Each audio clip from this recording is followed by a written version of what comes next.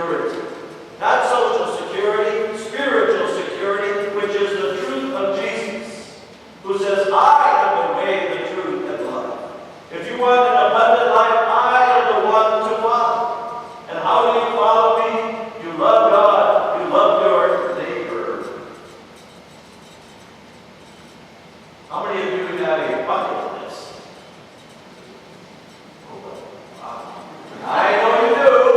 I know you do. Come on, people, follow me here.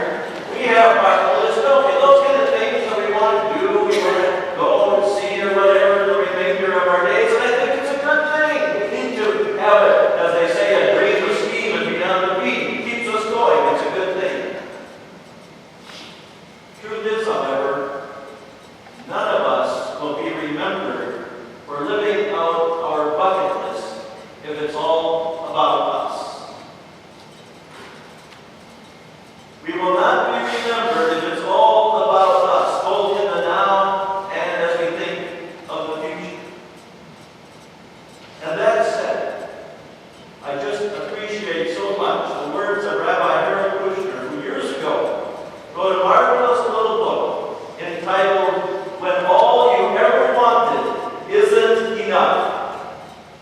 And in that book he says these words: people's greatest fear is not dying from an atomic bomb. People's greatest fear is not dying from cancer.